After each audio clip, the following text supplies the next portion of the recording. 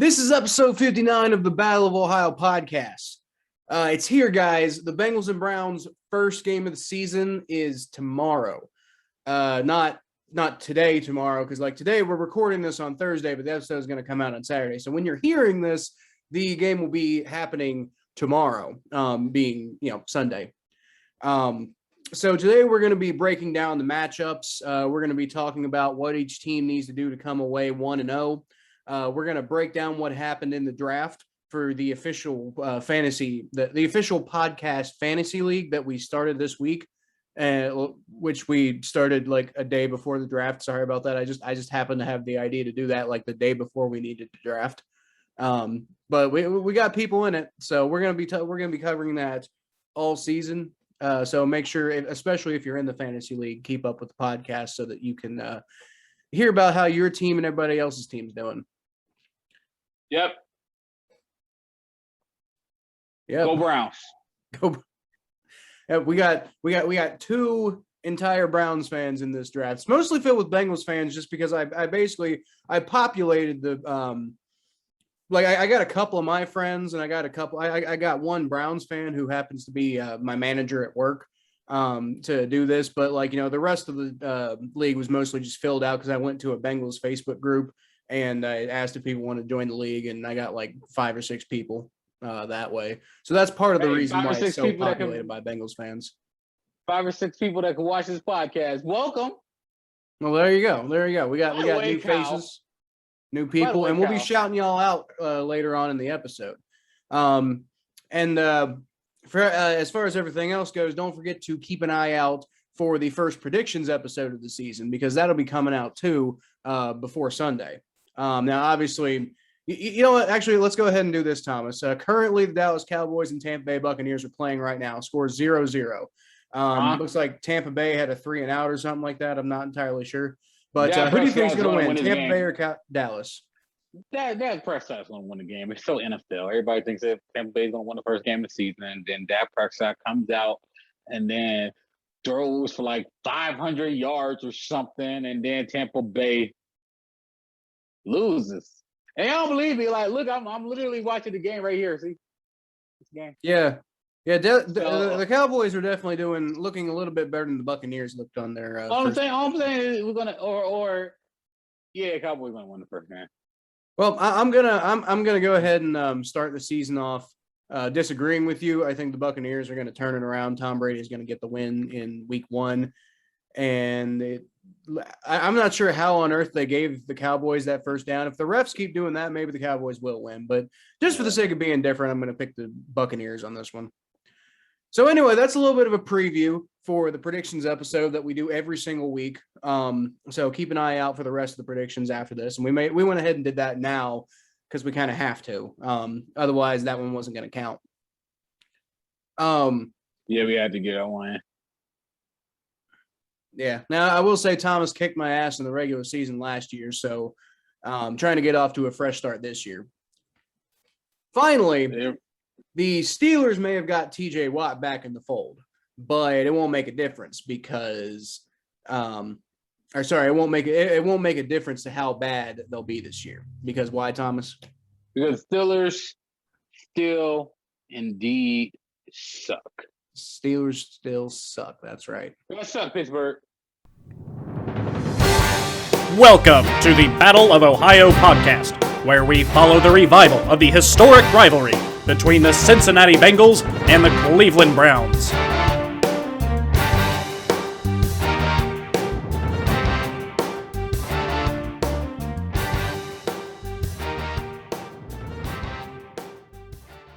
All right, seems a little cursed. Again, to these regular season previews, these games. All right. Well, first of all, why don't you tell me what you're drinking tonight, Thomas? Oh shit! We got a dog down there not happy with Thomas's, and he's coming back, folks. And let's see what he's got with him. Wait, give me a second. Oh no, that was a different door. Okay, yeah, I'm doing a great job of commentating this, ain't I? Still gone. So how about them? Oh, he's got a twisted tea. All right, that seems like Thomas. Twisted Tea. Pretty common for Thomas on this podcast. For those who do not watch the show. Of course, I had Twisted Tea in the fridge. By the way, you know what? Look, I had a long day today. I had a long day. Shout out to y'all. I'm drinking this beer. I love my job. There's a lot of work.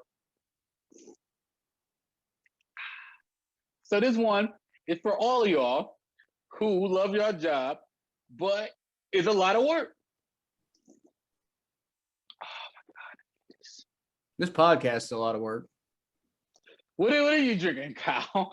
I'm drinking a Sam Adams Oktoberfest because I forgot to go out and get beer, and so I'm just killing these for now. And if we have any new people watching the show, you'll know, or if you go back and watch previous episodes, I've had this on like the last 4 podcasts, just because I had a buddy who brought some over, and I just never went to the store to get something else. Whoa, Kyle. Getting lazy, man. Do some shopping. I'm getting lazy. That's the problem. You're not lazy. You do a podcast with me. The energy that takes. Yeah, the energy. The way we put this podcast together, which is probably a little bit more complicated than it needs to be, but yeah, it's pretty much impossible to be lazy and continue doing this. But we're in our second season now, officially. Sort of. We kind of started halfway through the last season. Yeah, we're sort of in our second season. Yeah. So I mean, like, this is not our second full season, but our second season. So anyway, let's get things kicked off with the Cincinnati Bengals. They're gonna host the Minnesota Vikings this week.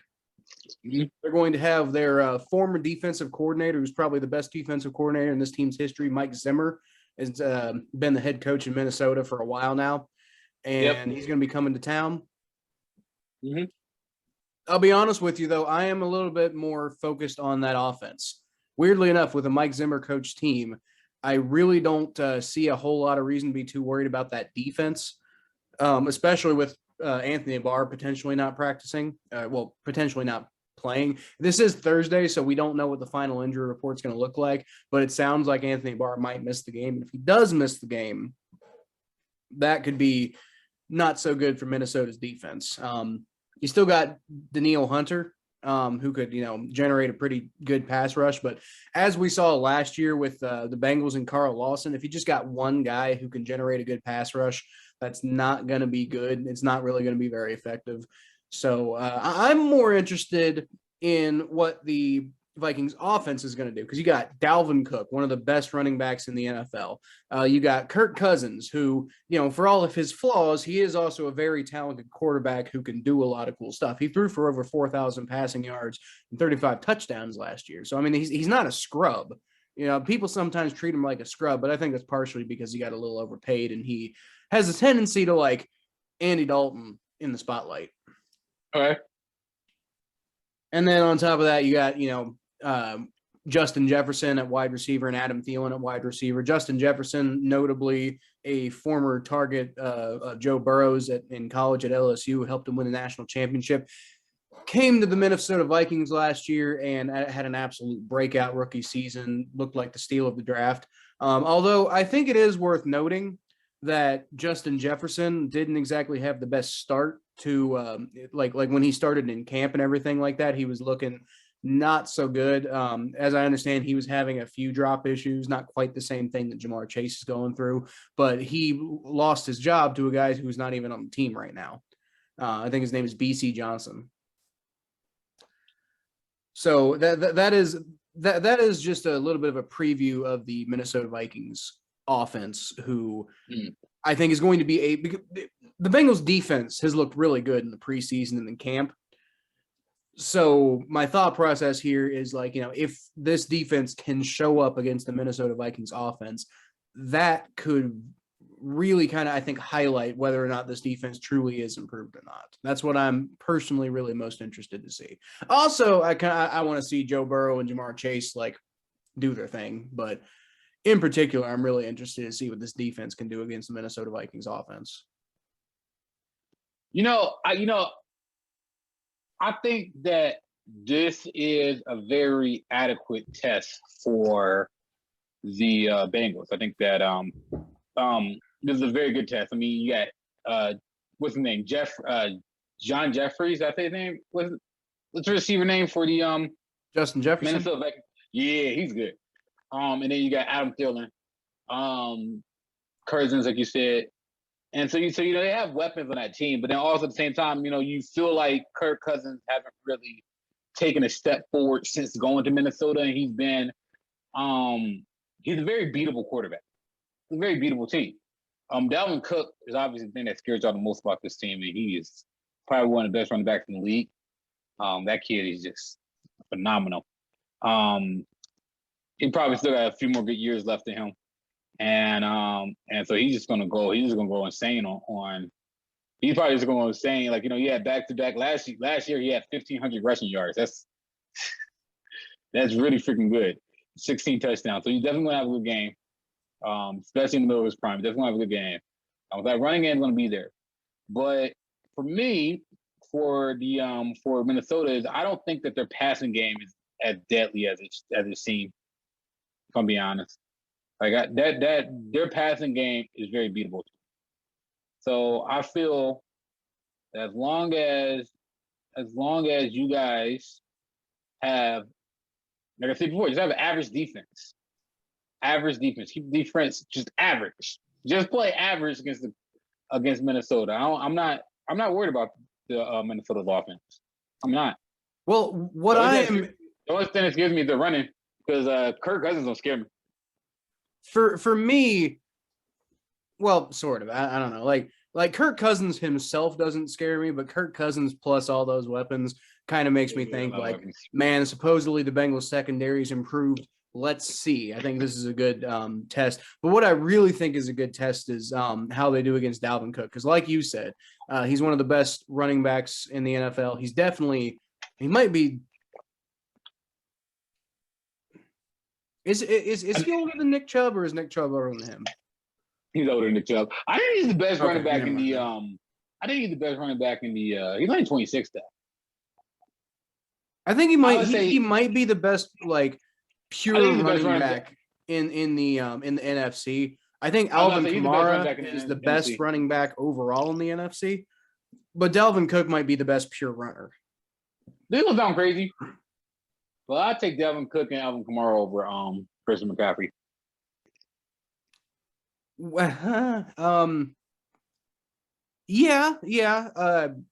Sort of. I think the thing is like Christian McCaffrey just with some of his injuries, but like when Christian McCaffrey is on point, I think Christian McCaffrey is insane. But I do agree right now, Dalvin Cook and Alvin Kamara are ahead of Christian McCaffrey just because Christian McCaffrey hasn't really been, consistently available enough to really make his mark. Kamara's insane. Kamara is something else. I remember that in that draft class, I was really hoping the Bengals would pick up Alvin Kamara, and then we picked up Joe Mixon, and I was so mad. I was like, oh man, we could have had Alvin Kamara, and we got this bum Joe Mixon who just, like look at his character, blah blah blah blah blah. I bought into the hype just like everybody else did. It was stupid. Joe Mixon's been a great addition, but I will say Alvin Kamara also would have been a great addition for what it's worth. It wasn't wrong. Kamara would have been a better addition. I don't know about better. I don't know if Alvin Kamara would have developed better in Cincinnati than he did in New Orleans. So he's the running back, man. Running back don't need to develop. They just go out and run. They need an offensive line in front of them. They need an offensive line, and Joe Mixon had an offensive line when he first started, but he hasn't like the last couple of years. That's true. That's very true. Hopefully that changes this year, but as far speaking of the running game, though, that's another thing I really want to pay attention to because I think that's a big key for the Bengals game here. Supposedly, they really did a lot to fix the running defense this year, and most of it's going to be tested against the Minnesota Vikings. Now, Trey Waynes, the cornerback who we added last year, who was hurt all year last year, he's going to be missing this game this year too. And he's part of the thought process about the run defense improving because he's one of the best edge corner like far edge run stoppers out there. So that's part of the thought process with the run defense might improve. But I mean, you also got, you brought in Tyler Shelvin, DJ Reader's back. Like a lot of these additions that they've made to the front seven, and plus Mike Hilton, by the way, at slot cornerback, have been really good for potentially holding down the run game. And I think the main idea is to try to like compete with teams like Cleveland and Baltimore. Well, we'll talk about Baltimore later, but like at the time the thought process was staying competitive with Baltimore and Cleveland and really shoring up that run game or that run defense. And they didn't know Najee Harris was going to be in Pittsburgh when they did it, but they're probably happy now that they shored up the run defense with Najee Harris in Pittsburgh. So I'm really interested to see how this run defense handles Dalvin Cook, because I could be wrong, but I want to say we held him down pretty good the last time we played him. Now, we didn't do so good against Kirk Cousins. Kirk Cousins tore our asses up, but I believe we played well against Dalvin Cook. See, Kirk Cousins don't scare me, man. They got a better quarterback in the game. I think Joe Burrow is a better quarterback than Kirk Cousins. But the thing is, again, when Kirk Cousins is on, he's on. Like, I really want to see what Dak Prescott's about to do, because Dak Prescott, man. Well, I don't know, but Tampa Bay just went up 7-0. So for what that's I know. But like Dak Prescott, dude, is a really freaking good ass player.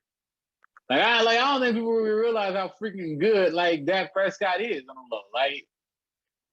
Like dude led the league in passing for almost 10 weeks last year. He only played 6. Yeah. Yeah, that was pretty insane, really. I went to that Browns Dallas game, and the Browns went up big on Dallas, and we thought we had them, and Dak Prescott couldn't miss a throw. Granted, the Browns defense wasn't the best, but dude was just throwing dimes. Like that Kevin Love commercial. Dropping dimes. Yeah. I didn't pick him up in this in our new fantasy league for this podcast, but there's a couple other fantasy leagues that I'm in that I did pick up Dak Prescott in, just because I think he's being a little undervalued because he got hurt last year. But if he had finished out the year last year, I think he might be one of, if not the top fantasy quarterback of the year. By the way, why did you pick Yahoo as a fantasy app? Why? Okay. Because Yahoo has the best tools. Right? Really? I understand some people had some trouble with the fantasy app. Well, fair enough. Y'all might have had the same trouble with ESPN's app. I'm not gonna lie. Dude, you know what happened is that I was trying to queue up, and every single time I tried to queue up, it would just boom me off. So Thomas exited the app. I'm like, God dang it. And then I started drafting people I don't want on my team, like Robert Acuna Jones or whatever his name is, R. Jones III. I didn't want him on my team. Who? Let me see. R. Jones, what's his name? Then I got Gus Edwards up here tearing his ACL and stuff. We'll get to that later. You got Gus Edwards? Oh boy. Yeah, he's my RB1. Yeah. Thomas's awesome team. You didn't even rename your team. Nope. I do got hey, you got DK Metcalf. He's pretty good. Baker Mayfield. Yeah. My receivers are insane. Like Stephon Diggs. Gus Edwards. That's rip. Ronald Jones. No, Ronald Jones is good, dude. He better be. Dude, I won my fantasy league last year with Ronald Jones as my starting running back. He better be good. Wait, hold up. Can I move players around now that the game started, or can I not move players around? You cannot move players around. Well, okay, so you can move around the players that haven't played. Anybody who is not currently playing. So, I mean, you can't move Ronald Jones and Chris Godwin, but you can move. That's cool. I want them to play. I need them to play. They're in the right spot. Yeah, by the way, you're probably going to want to move Gus Edwards. I'd put Kareem Hunt probably in. Honestly, I'd probably put Kareem Hunt in over Gus Edwards anyway. Yeah, me too. Well, duh. And then your other running back is Carlos Hyde. Rip. You got two kickers. Yeah, because I let it auto draft. I'm so sorry, Thomas. I'm so sorry. Yeah, man. But I still look. I got some bomb. I got a bomb ass quarterback. I took a chance on Trey Lance. Maybe look out to look like a genius. Trey Lance. He's not. I'm going to probably end up dropping him. You know what? Trey Lance can't run the ball. I mean, not like a running back anyway. I need him for 1 week. I just need him for 1 week. I just need him for week 11. I just need you for week 11. Hey, I think Trey Lance will be in by week 11. That's actually a pretty. Yeah, I just need 1 good week from him. Yeah, I think that's a pretty good pick personally. And then if Baker Mayfield gets hurt, I think Trey Lance will be potentially. That's a good risk to take. And if not, trust me, there's going to be plenty of guys available. Oh yeah, dude. Well, that's why I loaded up on, because I think it's harder to find a good receiver than it is to find a good running back. Yep. That's why I loaded up on receivers. That's why my receivers are just awesome. Well, let's go ahead and move on. Who's ever hanging with Hernandez? Hanging with Hernandez. Speaking of which, we need to go ahead and get to the Browns, and then we'll get back to the fantasy talk. But real quick, I just want to point out, what was this guy's name? Michael, I think. Michael Dorkey is the guy's name. He was one of those additions I got from the Bengals Nation group. But this dude names his NFL team Hanging with Hernandez, and he puts freaking Filthy Frank as his profile picture. Like, what is wrong with you? By the way, can we talk about the Bengals offense before we go to the Browns real quick? Bengals. Well, yeah, go ahead. You got something else to say about the Bengals offense? Yeah. Yeah. So for offensive wise, this is why I think the Bengals will win this game. I am really excited about seeing this Bengals offense, and it's almost here. We're just 3 days away, and or 1 day away for y'all watching the podcast right now. I'm really excited to see Joe Burrow in year 2.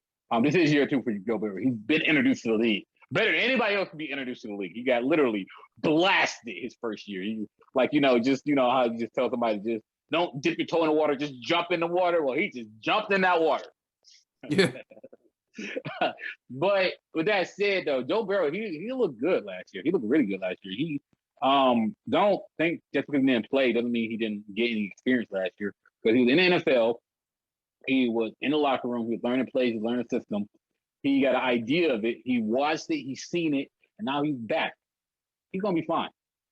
You got Jamar Chase on this team. I think Jamar Chase is gonna have a hell of a year. You got T. Higgins. I think T. Higgins is gonna have a hell of a year.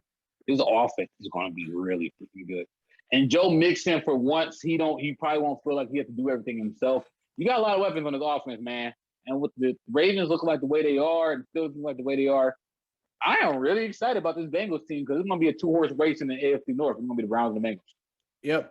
I will say shout out to Nick Boley. He's the other Browns fan in this league, by the way. He has the team called Dog Pound.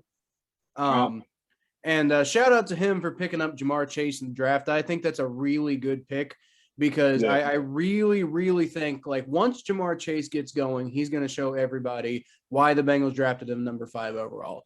Like, there's this like narrative that's been going around all day today, and it's just absolutely blowing Bengals Twitter up. And by the way, everybody seems surprised that Stripe Hype is a trash rag, but it's always been a trash rag, and y'all need to stop thinking that Stripe Hype is anything other than that. But there's this narrative going around that Jamar Chase was blaming the fact that you can't see the stripes on the ball as well as you can in college for why he was dropping the passes. And it's like, that is literally not what the whole quote. Cowboys just scored. The whole quote was that, like, somebody asked him, hey, is the college ball any different than the NFL ball? What are the differences? So he explained the differences. And then from that, all these media outlets are saying, like, oh, Jamar Chase is blaming the fact that the ball is different in the NFL for why he can't catch the ball. He's not wanting to take responsibility for his own actions. And it's like, did you guys listen to the interview? Did you read the quote? It's this ridiculous narrative that's going on. It's absolutely blowing Bengals Twitter up. And Bengals Facebook seems to kind of be buying into it, which kind of disappoints me. But I figure they're going to come around eventually. Like, y'all got to, like, stop worrying about Jamar Chase. He's going to be fine. He's getting thrown the ball from Joe Burrow, and he's already got a connection with Joe Burrow. He struggled a little bit in the preseason to get going. He's a rookie. He's going to have some problems out of the gate, but he's going to be fine, and he's got the talent to be one of the best receivers in the NFL. Like, just shut up with this dumb Jamar Chase bull crap. Like when he hasn't caught when he's dropped like 50 balls throughout the season by week 8, then we can talk about Jamar Chase problems. But for right now, like, guys, stop being retarded for real. It's stupid. It's trash, and it's unnecessary, and it's ridiculous. And I'm getting really sick and tired of people just buying into this ridiculous misinformation. Hey man, CeeDee Lamb pretty damn good. That CeeDee Lamb caught that? He's underrated. Yes, that was CeeDee Lamb who got that. Underrated as hell, man. Like he did play with Baker Mayfield at Oklahoma. I think he played at Oklahoma, yeah. Yeah, anyway. So yeah. Stop, like Kyle, like me, like this whole time, like this whole time, like you've been this whole summer and the preseason when everybody was talking shit about Jamar Chase. Like I've been the like calm one in your era going like, and I'm a Browns fan, ladies and gentlemen. I've been like, yo, like, dude, like he's gonna be fine. Like that kid, man, come on, man. Like that kid. And by the way, he's an LSU receiver. LSU receivers have good pick. He's gonna be fine. I think he's gonna be fine. He's gonna be fine. I'm getting annoyed. Odell Beckham and Jarvis Landry. I'm getting more annoyed by the misinformation than I am getting annoyed by like people. Because like if you're gonna believe the guy's a bust, or if you're gonna believe what you're gonna believe, everybody's entitled to their own opinion, whatever. But the sheer misinformation and the dishonesty of the reporting, this crap that we're getting from Mike Florio of Pro Football Talk and getting echoed by trash rags like Stripe Pipe. I mean, it's just like, guys, could you stop for the love of God paying attention to these absolutely insane organizations that have never put out anything of any value in their entire history? It's just like, it's just shut up, please, God. No, I'm just watching these commercials on his freaking the game, right? And then the pizza commercial. No, I got like because I'm streaming it, so I got freaking Chevy get hit by a train commercial. Oh, jeez. Shit, I forgot. All right. But anyway, we do need to go ahead and move on to the Browns. So the Browns are starting their season with a road game in Kansas City on Sunday afternoon. It's like I think a 4:25 game in a rematch of the 2020 divisional round that ended the Browns season. Yep. So I think the main thing to take out of this, a lot of people think that the Browns can emerge as Kansas City's biggest competition in the AFC this year. And I think this game, I mean, it's week 1, so you can't really take that much out of week 1. But at the same time, this is an opportunity for the Browns to show that they're ready to be the competitor to Kansas City in the AFC right now. So yeah, you at least got to be competitive in this game. Like you can't just get blown out. The Cleveland Browns are going to win this game. So do away with it. No, they're not. Before I elaborate why the Cleveland Browns are going to win this game, first of all, you got to realize this is game 1 of the Cleveland Browns 2022 Super Bowl run. Because the Browns won the Super Bowl in 2022. In the February 2022, the Browns will have a Super Bowl. The Cleveland Browns are going to win this game. You got to realize. Okay. I'm not worried about the Browns offense. The Browns have one of the best offenses in the league last year. The Browns offense is here. And they're only going to get better. The Browns offense is only going to get better. So if I'm not worried about the Browns offense, I know the Browns offense can score 40 points if they need to score 40 points. Baker Mayfield already proved multiple times that he can compete late in the game. He already proved that multiple times. If you need proof, watch the Baltimore game. Watch the Bengals game. Shoot, watch what he did to the Titans. Baker Mayfield is a good quarterback. May I say great quarterback? Possibly. We'll see.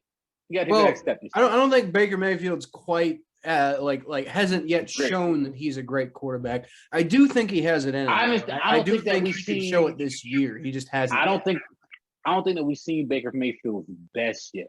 But I don't think that Baker Mayfield had the opportunity to show his best. This is the first time since Hugh Jackson that the Cleveland Browns had the same coach and the same system going to the second year. Since Hugh Jackson. And by the way, this is the first time. Right, because they're just like, 0-16. Oh, that's fine. We'll bring back Hugh Jackson. No. It was 1-15. Oh, that's fine. Let's bring back O Jackson. 0-16. Oh, that's fine. Let's bring back Hugh Jackson because we can't fire another coach. And then didn't they, like, when they fired him? Didn't they have like 2 wins on the year? Yeah. So it's like it's like. And they won 5 games after they fired him. Well, okay, that is fair. The team got better, but my point is, the one game that they won in 16 tries wasn't enough to fire him. The 0 wins in 16 tries wasn't enough to fire him, but 2 wins in like 7 tries, that was, get rid of this guy.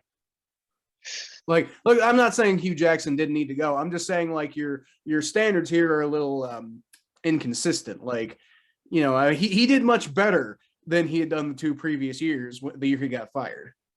Dude, this is Cleveland, Ohio. Everything's inconsistent in Cleveland, Ohio. Yeah. There's not a consistent thing in Cleveland, Ohio. I'm not consistent. I got to leave the city, man. But that's not here or there. The Cleveland Browns got to win this game. They're going to win this game. For one reason only. That's the defense. I don't think that, like I said, I'm not worried about the Browns. I'm not worried about the Browns offense. I'm not worried about Nick Chubb. I ain't worried about Odell Beckham, believe it or not. I think Odell Beckham will be fine. I was listening to the beat before this thing. Odell Beckham was faster and as fast as he ever had. That's why I'm not worried about Joe Burrow, because I believe sports medicine. If you want to know why we're in the future, by the way, side fact from this rant. If you want to know why we're in the future, because people say, oh, we're not in the future. No, we're in the future. If you want to know why we're in the future, look at medicine. Medicine today is just 50,000 times better than it was in the 90s. It's not close, especially sports medicine. It's insane. It's insane what these doctors could do to injuries. It's insane what players come back from that would end careers in the 90s. It's insane. And ACL injuries are one of those. ACL injuries, there's been so much research, there's been so much practice in ACL injuries that if you have one ACL injury, you should be able to come back from it. That's why I'm not worried about Joe Burrow. Players have been coming back from ACL injuries like they're just cramps. It's like really phenomenal. So I'm not worried about Odell Beckham. I mean, obviously I'm worried about him injuring his leg again, obviously, because he had an injury history. But I'm not worried about him. Jarvis Landry, I'm not worried about him. Not worried about Kareem Hunt. Not worried about Nick Chubb. Not worried about our tight ends. We got 3 of them. One of them are going to perform. I'm not worried about offensive line. The only thing that you have to be concerned about is our defense. But, oh, wait. They got Greg Newsome on defense now. Oh, wait, you got JOK come off the bench now. Oh, wait, you got Jadeveon Clowney. Oh, wait, Takk McKinley's here now. And they're saying Takk McKinley's looking really good at training camp. They're saying Takk McKinley is very talented. They're saying Takk McKinley's looking fast. And y'all say it's all about mental thing, but Takk McKinley's going to suit up on Sunday. So you're not going to Takk McKinley anymore.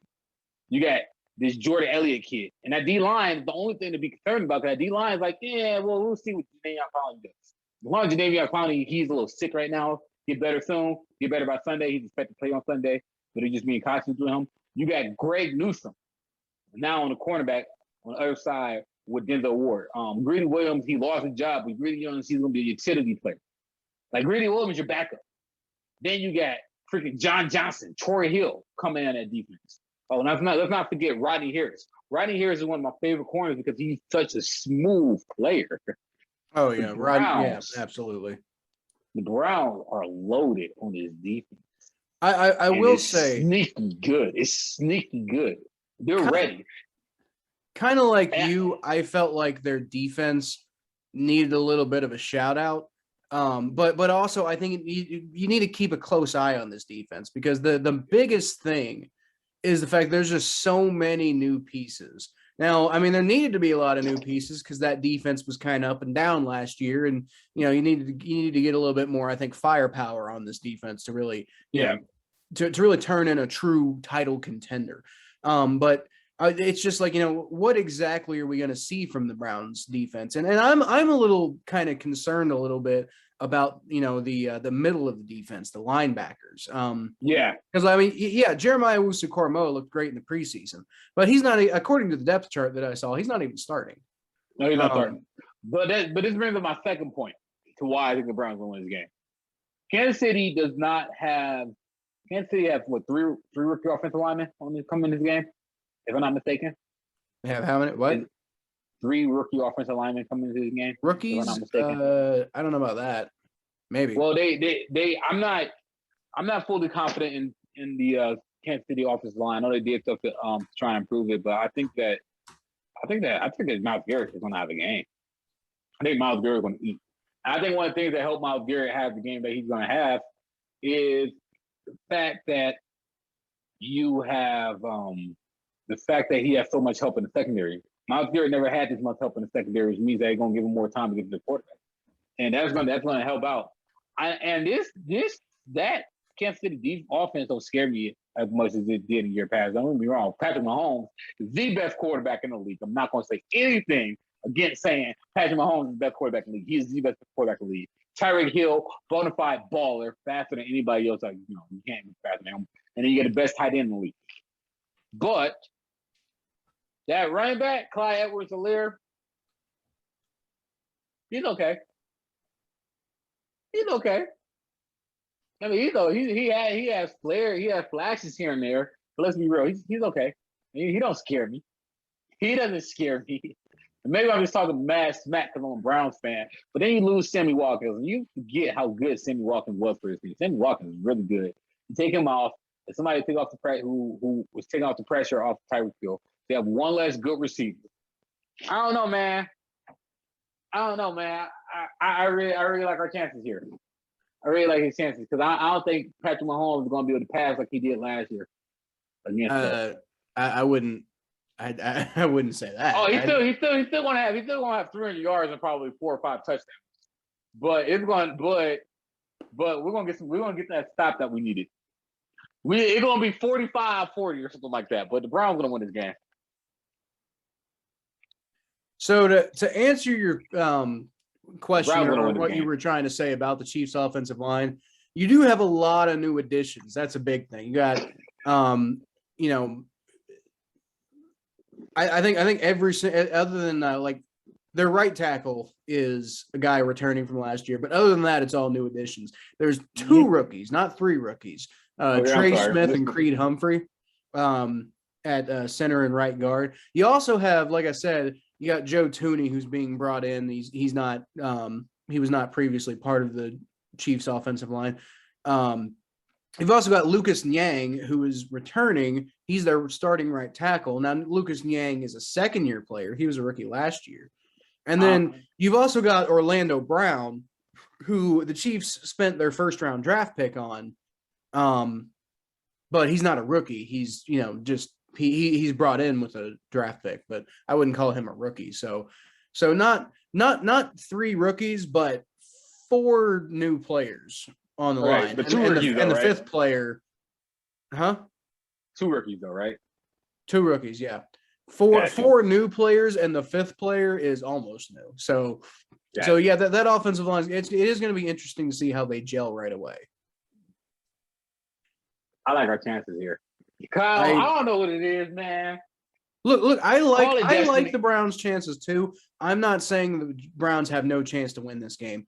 I am saying I can't wait for Sunday, man. I can't wait for Sunday at 4:30, man. Bring it on, baby. I'll be watching that game too. Well, actually, no, I won't because I'll be going to the Bengals game. So by the time I get home and I'm able to watch the Browns game, it'll probably be probably like at least half over, if not fully over by then. Well, I can see that part. Anyway, yeah. I'm excited. I'm excited about the Bengals too, man. I'm really dude. You don't know how excited I am. Like, I freaking love Joe Burrow. Like, I hate the Bengals because I'm a Browns fan. But I love Joe Burrow because, like, first of all, from Athens, anybody who went to OU had a special connection with Athens. So, there's that. That kid, his father coached the Bobcats. He didn't coach them. He wasn't the head coach, but he coached, he was the coach part of the Bobcats. So, there's that connection there. I seen him play in high school. I've seen his high school championship games. I've seen this kid play a lot before he was even in college. Yeah. Just see his progression. I just want to see him do so well. I just can't wait. And then just being a fan of the game, Like, I'm telling y'all, man, a Baker Mayfield, Joe Burrow rivalry. Man. Yeah, it's gonna be fun to watch for a while. I seen it in person. I'm telling y'all. This has the potential to be one of the greatest rivalries in all of sports. I'm saying that here and now on this podcast. This has one of the potential those two quarterbacks, seeing those two quarterbacks go at each other for the next 10 to 15 years, just gives me chills. In the same state, yeah, get ready. Get ready for this ride. Get ready for this ride. Because this ride starts this year. Really, it started last year. But this ride starts this year. Watch. Just watch this ride unfold. Because it's about to get real quick. What week 7 we play each other? Yeah, get ready. Yeah. Week 7 and also week 18. Yeah, get ready. Which boy, that's weird to say. Week 18. Dude, I'm telling you, man. I'm telling you, if week 18, the game for the division, yeah, that's gonna be fun. The Bengals are gonna be really like y'all up here underestimating the Bengals, man. I keep on telling people, watch out for this Bengals team, man. Watch out for this Bengals team. Like and like all y'all tripping on Jamar Chase. Okay, keep on tripping, man. Jamar Chase ain't no like. Keep in mind, y'all took Jamar Chase over Penny Sewell. There was a lot of good receivers in the draft this year. And if I'm not mistaken, wasn't he the first one taken? Well, Jamar, yeah. Kyle Pitts. He was Kyle the Pitts fifth was the first receiver. Well, Kyle Pitts was the first receiver taken. But Jamar Chase, though, man. Receiver. All right, I'm done talking about the Browns. I'm going to get too excited. Well, I got one last thing I want to say about the Browns. As far as like I do think they have a chance to win this game. I don't think it's crazy to say that they are not going to win this game. And I think, like I said, it's going to really define what we're going to need to expect from the Browns this year, how they perform in this game. But I think the main thing that worries me is like the Browns' ability to hold down the middle of the field, because that's really where the Chiefs have the ability to do a lot of their damage. Now, a big part of their damage is Tyreek Hill. I think, the Browns put enough of a secondary together to where, hopefully they won't be getting constantly burned by him all day. But how are you going to hold down Travis Kelce? How are you going to hold down Clyde Edwards-Helaire when your linebackers are suspect, to say the least? Let's see. I mean, we'll see, but that's my biggest concern. I just feel like Patrick Mahomes is going to be able to carve you over the middle all day. Maybe. Well, anyway, let's go ahead and move on to our next segment, where I wanted to recap the fantasy draft that we had for the 2021 Battle of Ohio podcast official fantasy league. And if you didn't get in this year, don't worry, we'll be doing it again next year. But we're gonna kind of talk about it on the podcast here, partially to drum up interest, partially just to give the people who joined our fantasy league a bit of a shout out and let you know that we appreciate you for playing and hanging out with us, and also watching the podcast, because I know you guys want to hear us talk about you people. So first of all, I just want to talk about our roster this year. We got we got a couple former guests of the podcast in the fantasy league this year. We got Ian Plank. He's a Bengals fan. He named his team Burrow's Left Leg, which seems ominous. I'm not sure why he chose that name. That was great. That's great. That's a great name. It's a great name. I got a pretty good name. We've also the co-host and not have a good name. Yeah. Well, some people have good names. Some people just seem to have forgotten to name their team. So a couple of names I don't really get. And then Thomas, you forgot to name your team. But I mean, you can always name. I didn't forget. It's just that I didn't have time. Well, I mean, you can still do it though. Like you can do it. Y'all act like being a borderline social media blowing up. My social media is blowing up right now. It takes a lot of work. It takes a lot of work. It takes a lot of work and time. But we also got another former guest, Brad Mcgee, who I believe he was our most recent guest. We actually had a lot of fun having him on. We have a lot of fun having most people on, but Brad, I think we had a really good discussion going on when he came on the podcast. He named his team the Annexation of Puerto Rico, which is funny. I don't get it, but it's funny. That's great. I don't get we it got either. I think it's great. We got a couple of my personal friends. Not that Brad and Ian aren't friends of mine, but I just wanted to shout them out as guests. But Jordan Heiser, he's a guy I went to high school with. Fairly big Bengals fan, but he's also big into soccer and stuff like that. He named his team Jungle Bungles, which I'm not a big fan of that name. I don't like that name. That name gets on my nerves. That name makes me angry. Jungle to jungle. Well, I'm more so talking about the second part of it, the Bungles part. But next is Jan Romero, who is actually the one of the guitarists in my new band. So okay. Maybe we'll have some music to show you guys eventually, but right now we're just trying to get some songs together. But he named his band. team. Do what? Shout out to the new band. Yeah. We're putting some good stuff together. We got a new song coming out. It's about a former Egyptian pharaoh, and man, this shit fucking bangs. It's a good ass. Okay, song. that sounds interesting. Yeah. You piqued my interest. You just like my interest level from right here to right here. Are you into like metal? Dude, I'll listen to anything. You gotta realize how much I like music, dude. I love music. Like I'm from. So there you go. You might like it. You might. No, like see, you gotta realize that like the thing I like least is country music, but I still listen to it because I respect it to a point. Because like I understand the story, I understand the culture. It's not for me, but I understand where it comes from. I'm from freaking Cleveland, Ohio, a rock and roll city. I have to get everything to listen because I understand when stuff takes talent. I understand the hard work that goes into making a song. I respect it. I'm definitely gonna give it a listen. I can't wait. Yep. So Jan Romero's team name is Often Church, which is yet another one I don't understand that reference. Do you understand that reference? Is it a reference to something, Thomas? I have no idea. Okay. Neither of us get that. I'm sorry, Jan. We don't get the team name. Maybe because Sundays football and then church maybe on Sundays. Maybe. I don't know. Maybe.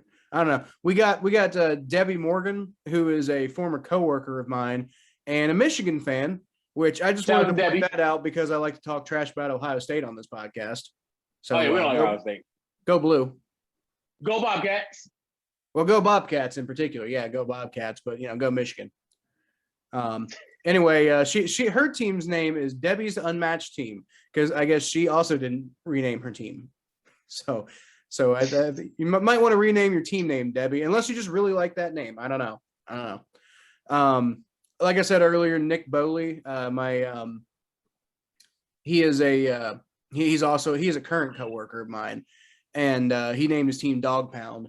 And I think he also there's another team in this league called Nick's Nice Team. I think Nick might have accidentally created two teams. I'm not entirely sure, but Nick's Nice Team is basically a bot team because nobody's actually controlling it. I might see if I can take control of that team as the commissioner so that it's not just like a bot team and nothing. And basically you get a free win every time you play that team. I don't know. I think I know somebody who think of that team.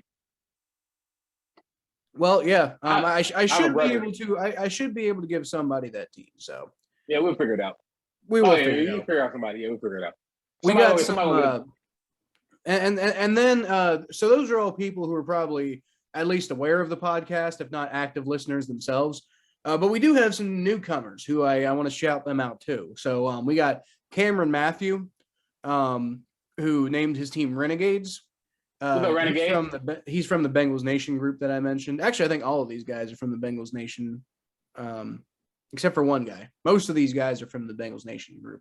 DJ McNutt, he named his team Dunder Mifflin Knights 740, which I assume, I guess he's from Athens County because he got I think the 740 might be an area code. Actually, 740 is a big ass area. I just want to say that. I remember 740 from going to OU. Oh yeah, it's in OU. It's in Athens, but 740 goes from the very bottom of Columbus to the 740 is big as hell. Like the 740 is a lot of freaking space. There's only, dude, you really think about it, there's only 7 area codes in Ohio. 7, 8. I didn't know that. There's not really that many. Hold on. While he's looking that up, I'm going to move on to our next team, which I actually mentioned him earlier, Michael Dorkey, who his team name is Hanging with Hernandez, and he's got that profile picture of Filthy Frank, which is absolutely cancerous. And I just want to point that out. And if you're listening, just know that you've brought cancer to our fantasy league. So thank you. Thank you very much. By the way, there are exactly wait, hold up. I had a number. But the 740 does there's 12 area codes in Ohio, and the 740 has the most land space because it takes up the least populated area. Yep. Wow. 740 actually. Wow. That's a big area code. 216 is the smallest, by the way. Because we're the best. That doesn't make any sense. You're the smallest, therefore the best. Because we're the most populated, probably the most populated area or at least it used to be. I'm out here repping the 513, which means nothing to me because it's an area code. Yay.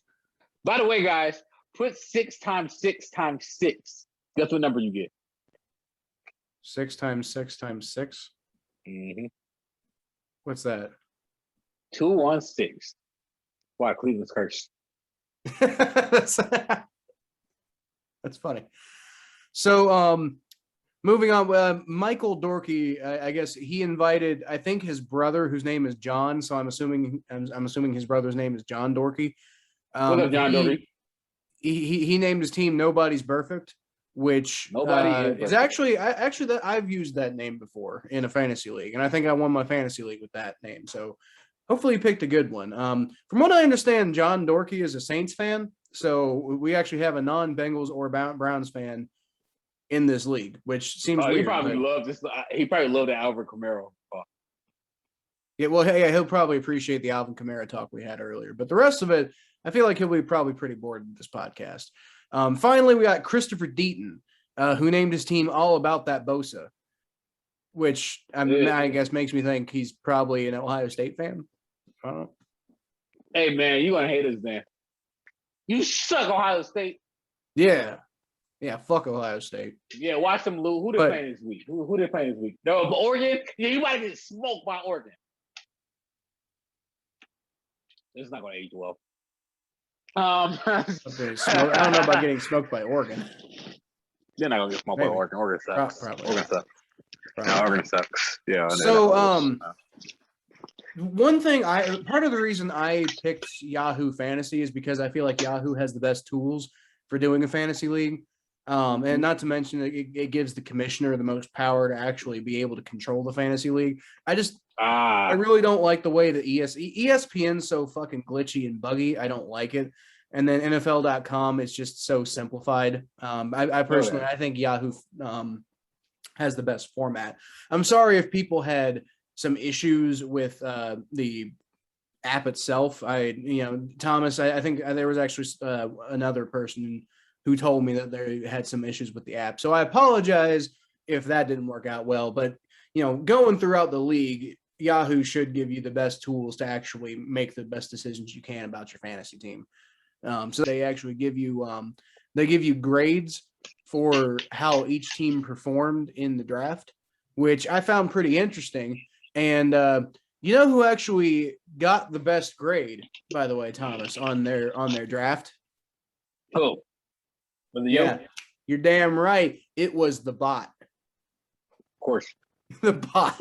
Yeah. The Nick's nice team, which again I'm assuming is a bot. I don't think we have only one person, to the best of my knowledge, named Nick in this league, and I'm pretty sure he says he's not aware that he made two teams, so it might have just been an accident, or maybe it was a glitch from Yahoo. I'm not exactly sure what happened, but I'm pretty sure that team is a completely uncontrolled team. Supposedly they had the best draft.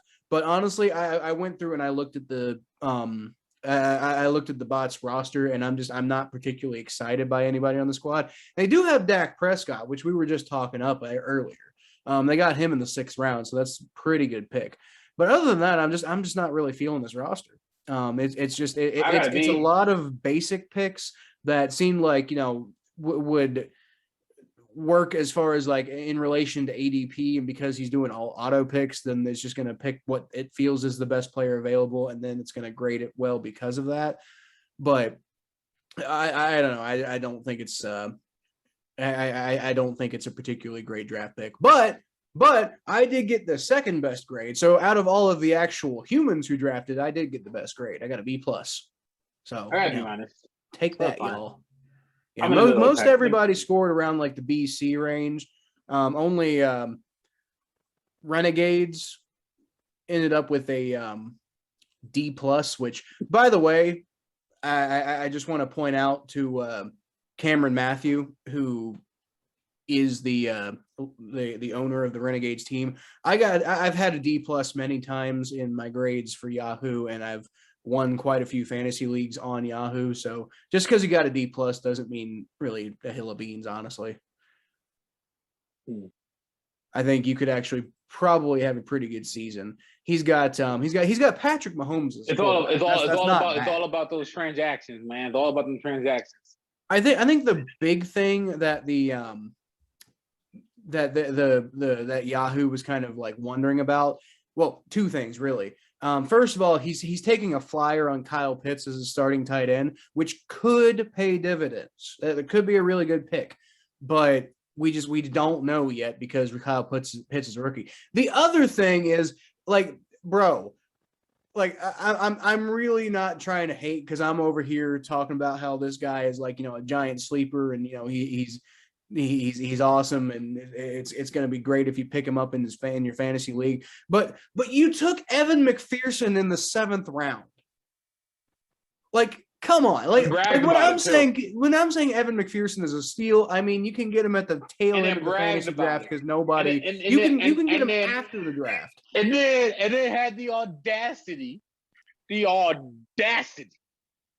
write in the message, Ever been effing Frierson, baby. Did he say that? It was something like that. He bragged about it in the freaking comments. I seen that. I've seen that. Yeah, I thought that was funny. I suppose. I don't know. Like, I mean, I'm assuming there was a bit of a comedy aspect going on there. But the point, as far as the grade goes, you got a D+ because you took a kicker in the 7th round. That's just. Like, I mean, you could have gotten a solid run RB2. You could have gotten a flex player, but you took a kicker. And I mean, I think he's going to be a really good kicker this year. But is your kicker going to win you your fantasy league? I don't know. He might. Kicker are the highest scoring players in the league. I'm just saying he could have had Melvin Gordon. He could have had Antonio Brown. He could have had Kenny Golladay. He could have had Zach Moss. He could have had Corey Davis. But he took a kicker. Hey, man, I got Evan McPherson in my other fantasy league. Look, I have Evan McPherson the most of my fantasy leagues, but I always get him with the last pick. McPherson. I'm sorry, I forgot his PH, like Phineas. Yeah, McPherson. There's a fear on my name. That's PH, not an F. McScare. I don't know. I was trying to make a pun there, but. Anyway, personally, I think Michael Dorkey of Hanging with Hernandez had the best draft, which I suppose you should probably expect that when you have the number 1 overall pick. It's like, you ended up with Christian McCaffrey, who you hope doesn't have another injury-riddled season. But other than that, I mean, I love the risk. He waited to get a quarterback and got Jalen Hurts, which I feel like, I mean, that's kind of a risky kind of thing that you could do. But he could, if Jalen Hurts hits this year, Jalen Hurts could really hit. And I mean, like, if Jalen Hurts isn't the quarterback, it's like it's Gardner Minshew. So, I mean, I think Gardner Minshew is a fine quarterback, but I mean, if you're defaulting to Gardner Minshew after Jalen Hurts, that means your season's kind of fucked. So, who's Gardner Minshew playing for this year? Eagles. He's the backup to. Got you. Okay. I think Joe Flacco's. I think actually I'm not entirely sure because Joe Flacco was the backup during the preseason to Jalen Hurts. Yeah. And now Gardner Minshew's there. I don't know if they released Flacco. Yeah, he's smart. He's smart for that. I like that pick. I think Jalen Hurts is going to be good. I like Jalen Hurts a lot more than I like freaking Carson Wentz right there. You suck, Carson. Carson Wentz. I like that risk. I don't know if it's going to pay off, but if it does pay off, it could be good. He got Christian McCaffrey, James Robinson, and Josh Jacobs as his running back room. That's the best running back room in the league, bar none. I don't know about taking 2 defenses, but that's really nitpicking because, like, I guess the idea is like, you take a second defense for the bye week, but like, why not just pick one up on the waiver? I don't know. But on the whole, I think, like I said, I think Michael Dorkey had the best draft. Even though even Yahoo said I had the best draft. Now, I like my draft. I'm confident with my draft, but I think Michael Dorkey did better than I did. All right. So, all right, let's go ahead and move on to the state of the AFC North, and then we'll kind of wrap up this episode, and then we can go ahead and record our predictions episode. So, I want to save the juiciest bits for last year. So we're going to start with the Steelers. Now, notably, the Steelers and TJ Watt did come to an agreement, so he won't be missing any game time, and that's sad. But like I said last week, I really don't think it's going to matter. Because they're playing the Buffalo Bills this week, right? And the last time these two teams played, it was a really bad performance by the Steelers.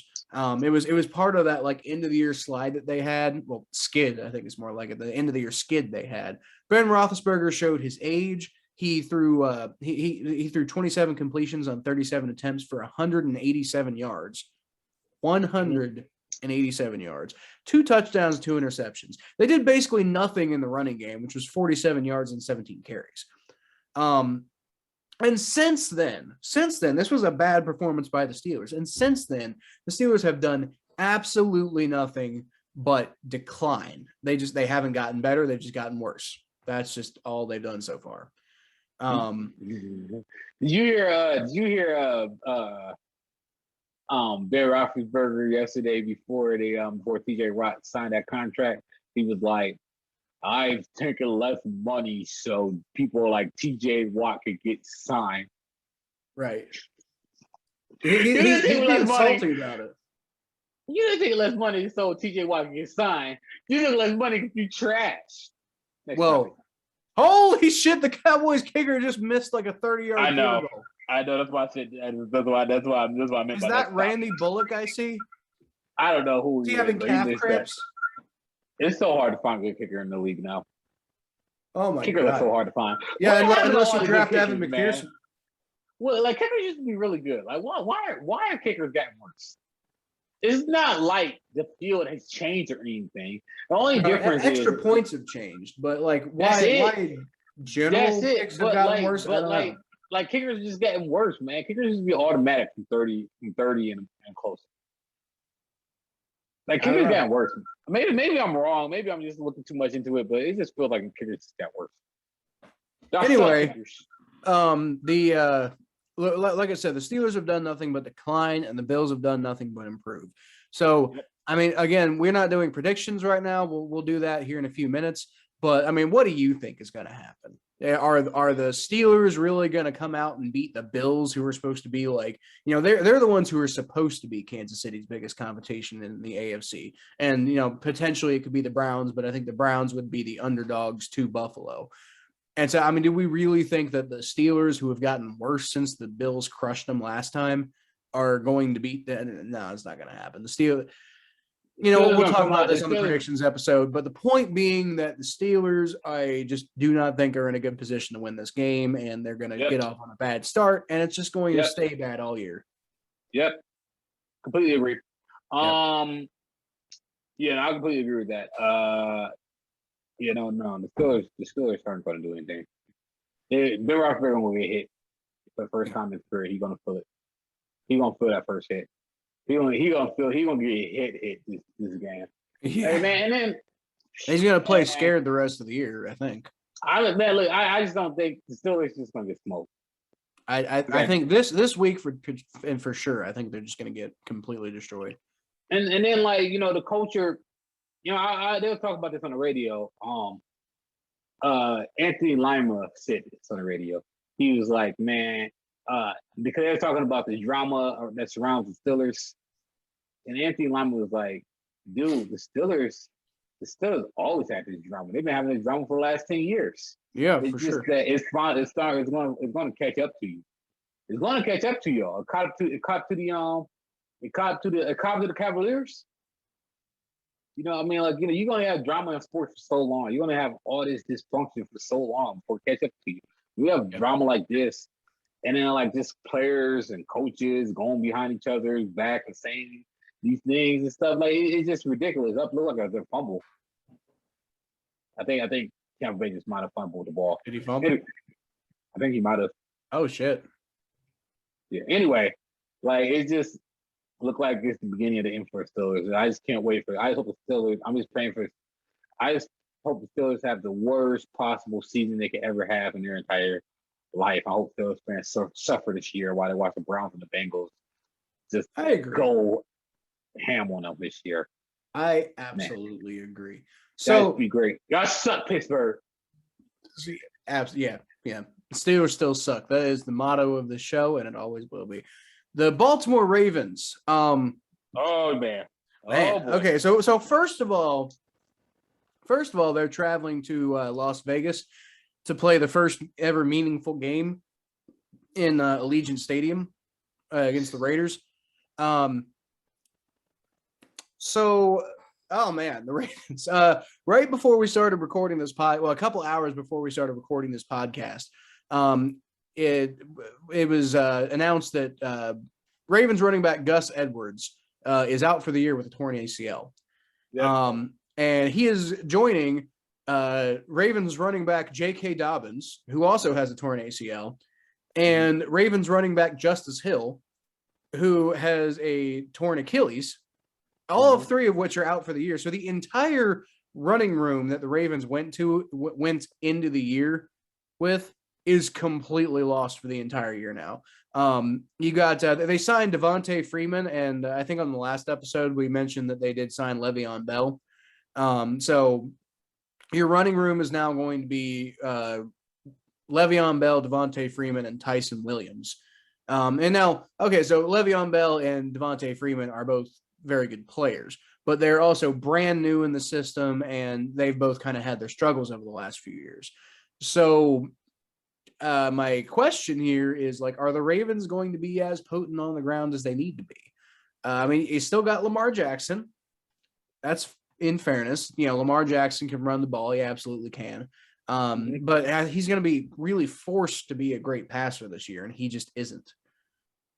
Because they're just like I mean, they got great run blockers, but all of their running backs are gone. Well, I mean, they got Bell. They got a Le'Veon Bell who hasn't been good since 2018. See, I honestly don't know. I think it's a bigger blow to the team that Marcus Peters got towards ACL. Yeah, Marcus Peters also tore his ACL. That is big. That is huge. And actually, huge. out of the two, out of him and Gus Edwards, I do agree. I think Marcus Peters is probably the bigger loss out of those two individually. I'm just talking about the whole concept of losing J.K. Dobbins and Justice Hill and Gus Edwards within like a 2-week period. I don't know if that's just coincidence or if you should fire the training staff. I mean, seriously, like I'm like serious about that, because like the Warriors, the Golden State Warriors, 2 years ago, you remember, like Klay Thompson, Kevin Durant, Steph Curry all had injuries the same season. And championship game, Kawhi Leonard just ended their whole franchise, their whole dynasty. But they fired their medical staff. They fired all of them, trainers, all that stuff. Because I mean, there's a lot to go into this, man. You know, you gotta be on top of this. You gotta know when your players are getting tired. You gotta know. Like I wonder. I don't know, man. I don't know. I wonder if it's just coincidence, if it's just a game, or if maybe y'all ramped up too hard. You know, this is why Kevin Stefanski didn't want to play his players in the preseason. Put all his players in rubber wrap. Let them practice hard, give them time to rest, let them give to the ramp up. maybe if somebody didn't put in work in the offseason. A lot of I can't remember which coach said this, but he said a lot of the ACL, a lot of soft muscle tears are from fatigue. And so I don't know. I don't know what the problem is, but but you gotta look and start thinking like, hey, there might be a bigger problem issue here, possibly. Well, it might just be coincidence. Either way, it's a bad break. This is a horrible break. I don't wish those players to have ACL tears, but like you said, the bigger story on all of this is Lamar Jackson. Lamar Jackson, you are the offense now. You are the Ravens. Well, Everything, yeah, it's gonna have to be like basically another MVP. I think for the Ravens to really be as good as they need to be this year, it's gonna take another MVP type performance from Lamar Jackson, which I mean we know he's capable of, but is he gonna be able to do it again? I mean, Lamar Jackson's a hell of an athlete, but we're gonna figure out a lot about Lamar Jackson this year. Thomas, the Cowboys kicker just missed the extra point too. Dang, I was worried about the Browns kicker. Man, like I thought Greg Zuerlein was one of the best kickers in the league. He's having a terrible game. By the way, the guy who fumbled the ball was Ronald Jones, and so you currently have a fumble on the record for your fantasy team. Chris Godwin's having a good game though. He's already got 12 points. No, but Ronald Jones, you got to go, man. I got Chris Godwin on both my fantasy teams. I picked Chris Godwin. Look, man, I'm telling you, Ronald Jones balled out for me last year. I mean, I'm not saying like I'm not saying like you should like with Kareem Hunt there, you should keep him in your starting lineup, but I am saying I wouldn't cut him just yet. I'd see what happens. Okay, but let me say this about the Ravens before we move on. You got a good coach. I like the coach a lot. You have a really good coach there. I do think the Ravens have a good coach here, as much as that pains me to say. So they still want to win a decent amount of games. They're going to still be a very tough team. Samuel Watkins is still there. The Ravens aren't going to be a horrible, it's not going to be a bad team. The bottom is going to fall from you. It's going better. But I think that this is going to stun the Ravens. Now, they might come out stronger. They might come together as a team. But, I mean, I don't know, man. I think Bell probably still has something in there. I think that Hardball can probably get something out of him. Running backs do have rejuvenation periods. When they go to new teams, they go in new systems that help them out. But I don't know, man. I don't know. I don't think so. I think they're gonna be a middle of the road team this year. Yeah, I do. Think the Ravens are going to be a middle of the road team this year. Yes, they're gonna be an 8-9 win team this season. Okay. Yeah, I think so. All right. Well, I don't think I necessarily disagree with that. But anyway, I think that's probably all we got for today's episode of the Battle of Ohio podcast. The next time you hear from us, there will have already been Bengals and Browns football played in the 2021 NFL season. Yep. So look for the recap episode to be coming out on probably, let's see, what are we recording on Sundays? So maybe it'll come out on Monday. If not, it'll definitely be out Tuesday morning. And then I'm going to try to be a little bit more consistent with the upload schedule this year. But thanks for listening, everybody. I really appreciate it. For all the new people who are listening, this is what we do every week. We talk about the Bengals and the Browns. We follow this rivalry that's been kind of building between these two teams. It's been a big rivalry between the two teams for a long time, going all the way back to the founding of the Bengals. Oh my God. Tom Brady just got picked. Oh, Jesus Christ. Fuck my prediction.